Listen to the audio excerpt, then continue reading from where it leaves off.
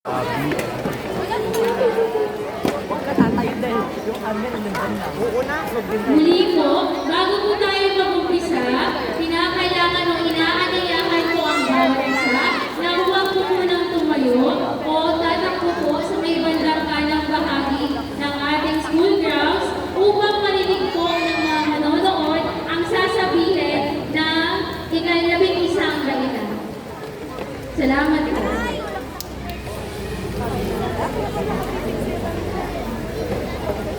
Ngayon, ako naman ay lubos na nagagalak na ipakilala sa inyo ang huling pagtatanghal ng ating programa. Buong puso kong ipinagmamalaki ang aking mga mag-aaral sa Bahitang 11 St. Rita na magbabahagi ng kanilang natatanging talento sa pamamagitan ng isang buhay na museo. Sa kanilang pagtatanghal, ipapakita nila ang apat na yugtong ng ating wika sa bansa, mula sa pinagmulan hanggang sa modernong panahon.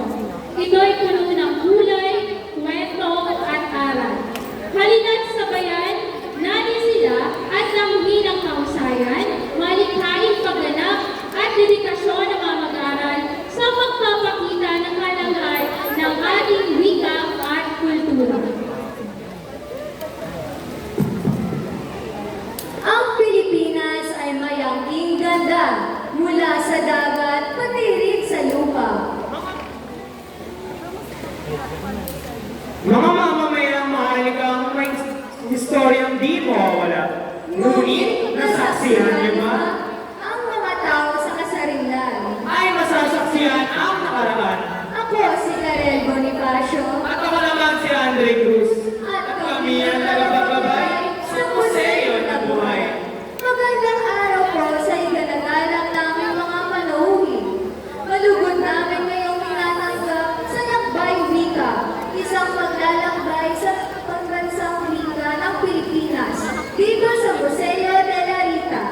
Sa bawat estasyong inyong masisilayan, hindi lang mga pangyayari sa kasaysayan, ngunit pati ang mga eksena nagpapakita ng pagbagal at pagbabago sa ating bayan, sabay sa ating wika sa paglipas ng panahon. Bago pa nga dumating ang mga dayuhan, mayaman na sa wika at panitikan ng ating mga ninuno. Ginamit nila ang baybayin sa pagsulat ng kanilang wika sa pakikipag-ugnay at pagpapahayag ng kanilang kultura. Sa panahon ito, ang wika ay naging baluyan ng kultura, kasunduan at sining. Halina't ating silipin ang isang pangyayari mula sa buhay ng ating mga ninuno.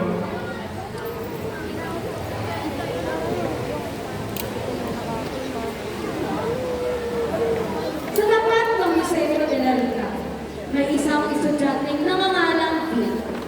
Si Vin ay sabik na sabik ng simulan ang kanyang araw. Kaya naman, naisipan niya pumasok sa museo.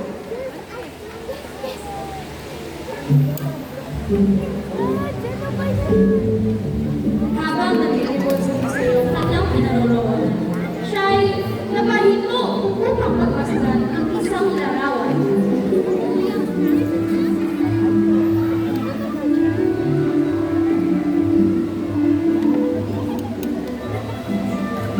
Noong pinagmasdan niya ang isang larawan ito, biglang may kumilang sa kanyang likuran at humilaw.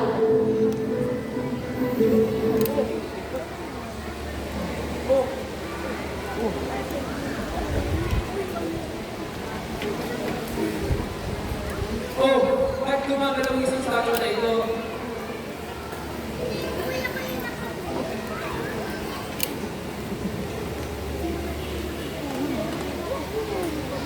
Magandang umaga, Tato. Magandang umaga. Ako, ang Tato. Ang hari ng katutubong Libyo. Bilang hari ng katutubong Libyo, ako ang nagsisilbing nagagawa ng batas. Ang pinagigilya namin ay simple lamang. Ito ay animalisma.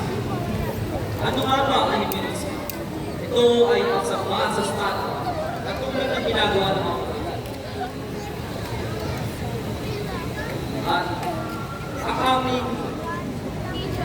At meron pa kami isang ideolohiya. Tawag dito ay monarkiya. Ito ay simple lamang. Pero malipit ay tulad nila at ang mga himawa na aking kanang kamay sa aking kanang kamay sa hinumaan. Sila nagsisilbing kanang kamay magprotekta sa aking bayan. At ang pinakauli, ang nari, ako, bilang tao, nagagawa ng batas.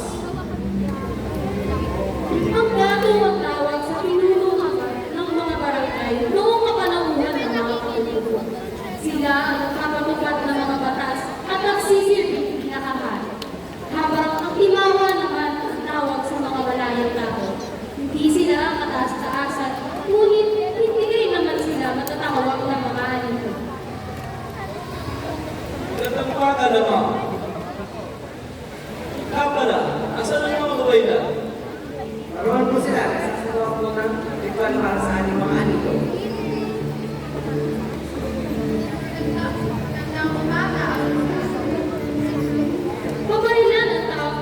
Mabailan ang katawagan sa mga katutubong maggagamot noong kapanahunan ng katutubong. Sila ang katuwang mga dati sa pamumuno o pagpapatakbo ng isang figura. Aming nato! Nagkalaban ng pamagaday! Mga timawa, sunod! Sa panahon ito, ang Espanya ay nagpag-iisang magsakop sa ating bansa. Sa paglipas na panahon, Kristyanismo ang namuno. Ang kasalita ng mga praile ay naging batas kung saan walang Pilipino ang kakaatras. Ha? Bakit? Parang ginawa naman nila ang ating karayaan. Ganyan talaga ang ginawa ng mga Kastila. Pinagsamantalahan nila ang mga Pilipino upang makuha kanila ang kagustuhan. Naway ating saksihan ang paghihirap ng mga Pilipinong inapi sa kanilang sariling bansa.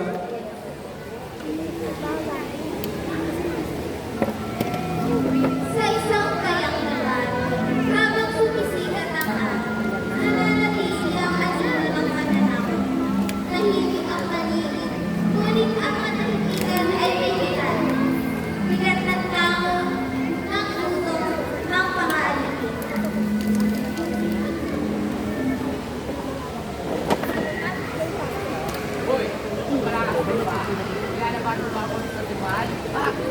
Hindi ho, General! May sakit po ang aking asawa at kinakadyo po ako ngayon. Sa loob ng malaking simbahan na itinayo sa pawis ng mga Indio, nananalangin ang bawat tao sa wikang hindi nila lubos na nauunawaan. Marangya ang altar, ngunit gutom ang mga tiyan. Hermanos, mga kapatid, sa pananampalataya, ang Diyos sa kasiglahan ang inyong liwanag. Sapagkat sumala kami, kayo'y mga barbaro at inutil. Padre! Padre! Tulungan niyo ako, Padre! Pinakakusahan ako bilang isang kriminal. Wala akong kasalanan, Padre! Padre, wala ka! Ang pangit ako naniniwala sa isang maruming Indiong katulad mo. Bernardo, muli ito ang tawag ko. Sapagat siya'y nagtatakang sirain ang kapayapaan ng aking simbahan. Tawag niya ka! Ang cute! Ano ang kasalanan mo, Antonio? Bakit ikaw? Sa madilim na sulong ng kanilang tahanan, bumalik si Antonio, hindi bilang isang tagumpay na angka, kundi bilang isang sugatang alaala ng isang masistemang makamay.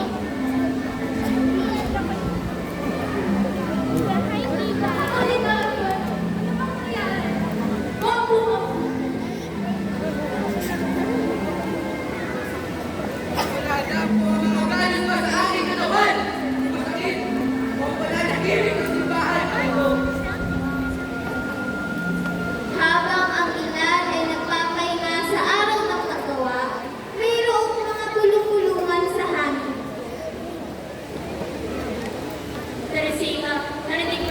Firmahan na raw ng kasunduan yung Treaty of Paris. Oo, 20 milyon ibinenta ang Pilipinas para tayo walang malala, para tayo walang boses.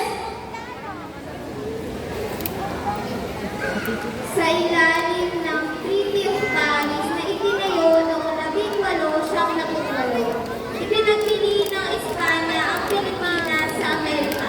Wala ni isang Pilipino sa haka, ni isang tinig sa kasunduan. Ngunit sa puso ng bawat inaaki, bawat tahimik na lumalaban, pininig na hindi kailanman tuluyang pinatahimik. Hindi nila ang kapangyarihan laban sa katarungan.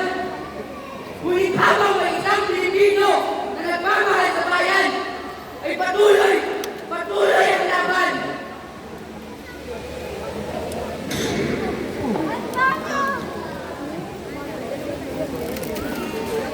My friend, I need you.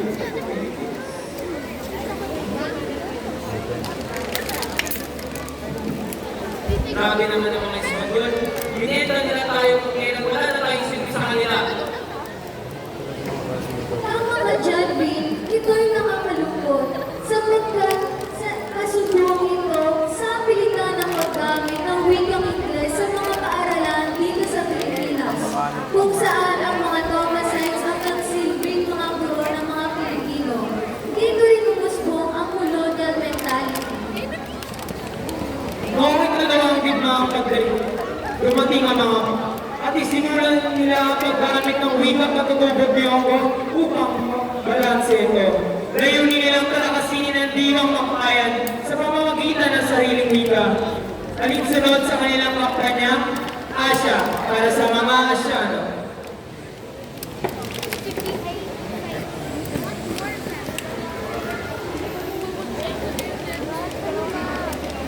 Sa isang lumang bahay, may nakatay si Teres may nakalapit po ng lang na natin sa Teres sa kanilang bahay. Habang nagsumabata ay pagkalapit sa kanilang. Hi, Polo! Kamusta na po? Kamusta na po?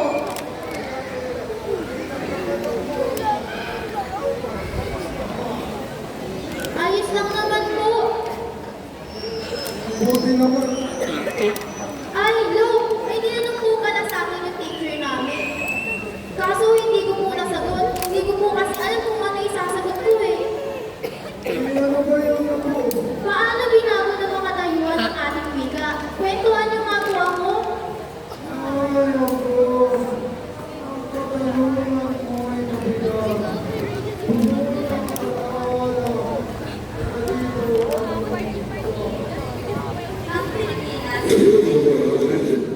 Ang Pilipinas ay nilalaman ng mga bago tayo naging.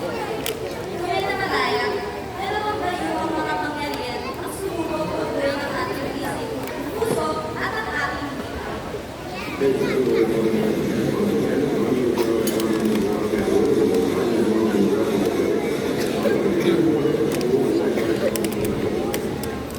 Sa pagpasok ng Amerikano, maraming nabago at pinagpasok. Sa isang aralan, may isang Thomasine na nakatayo. Siya ay tuturo sa wikang Ingles. Morning class, I'm your Dwight and I'm your teacher in English. Ang epekto ng festival, sa isang palengke, may nag-uusap sino at ilang bayan. Sa isang magulong palengke, nag-uusap ang mag-asawa na si Pinoong Palato at Pinas. Mahal ko, narinig ko na ba yung anak ni Aling Tita? Na bahay o English na raw magsalita? Iuwi ng aming nabalita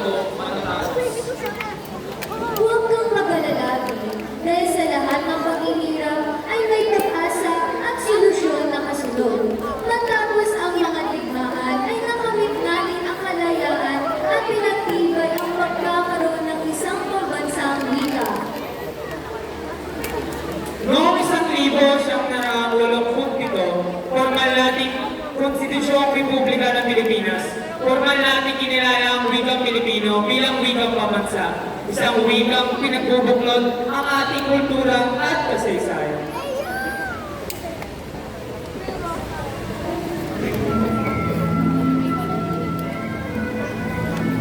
Taong 1935, pupusan ang naging hakbang sa ating pamahalaan upang magkaroon ng wikang pambansa sa pamamagitan ng Batas Commonwealth ng 1984, tinatawag sultan ng wikang pambansa.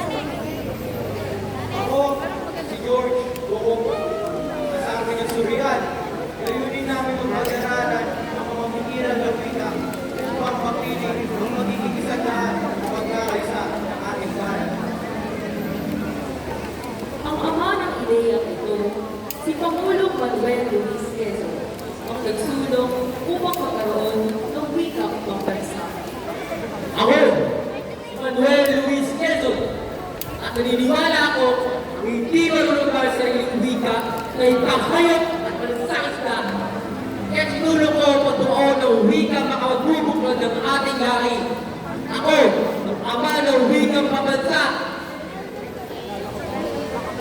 Taong 1955, iniutos ni Pangulong Ramon Magsaysay ang paglilipat ng selebrasyon ng Linggo ng Wika sa Agosto 13 hanggang 19 bilang pagkilala kay Quezon.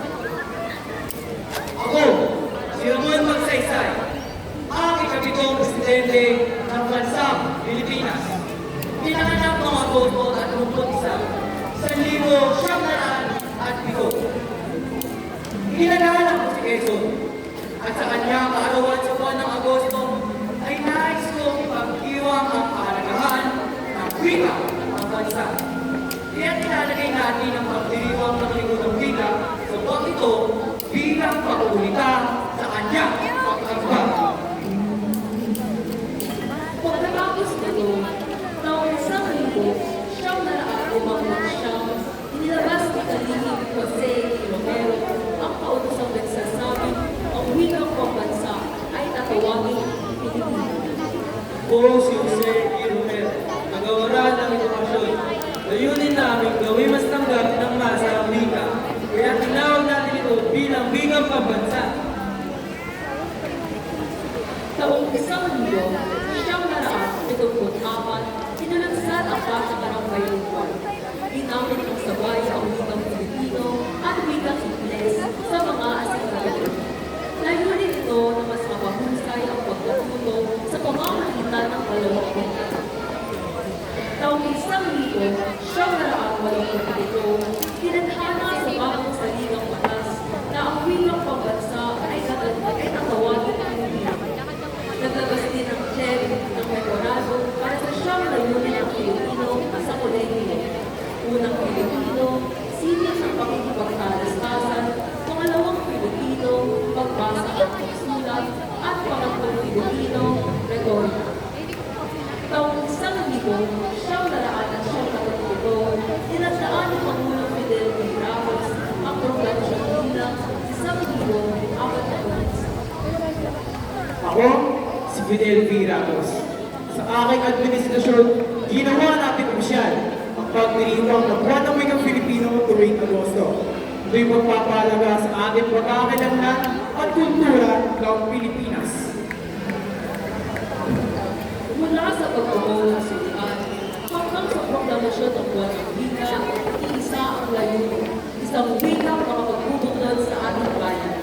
Sariling wika, sariling takal. Mabuhay ang wikang Filipino!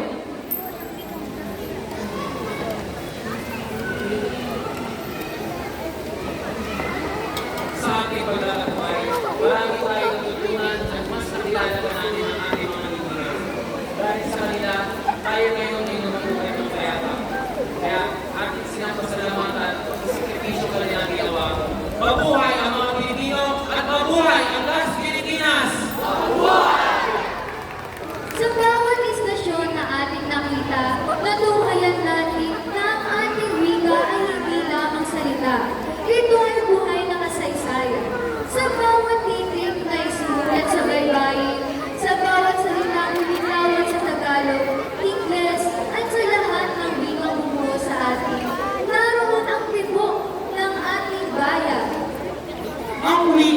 hindi lamang tunog o letra. Ito'y alaala ng ating kasaysayan, tinig ng ating kasalukuyan at gabay sa ating kinabukasan. Pangalan natin ang ating wika. Dahil sa bawat pagbigkas nito, binibigkas natin ang ating pagkatao